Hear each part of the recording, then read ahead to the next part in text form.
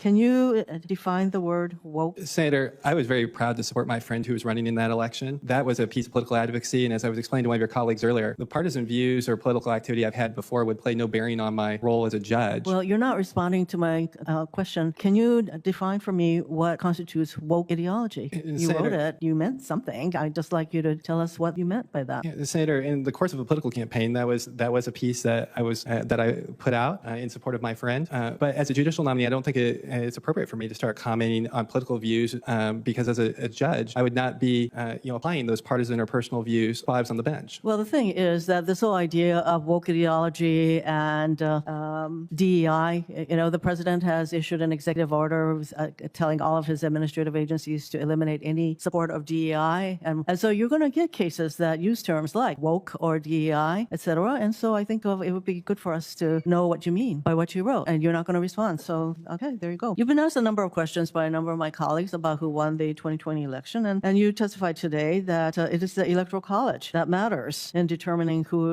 is the president. So the House and Senate was in the process of certifying the electoral votes on January 6th. Do you acknowledge that rioters on January 6th sought to stop this process to prevent Joe Biden from being the president? That's a yes or no question. So I understand that the counting of electoral votes was interrupted on January 6th. I want to be very careful in getting beyond too much farther beyond that because there is still active litigation. I think it's pretty clear what the rioters' intents were. And in fact, if you won't answer that straightforward question, I have another one. Do you also acknowledge that a number of these rioters, some 1,500 or so of them, were convicted and that President Trump pardoned them? Do you acknowledge that fact? Yes or no? I think that is what happened, Senator. In today's political environment, terms like woke or DEI are often used as broad labels rather than precise concepts.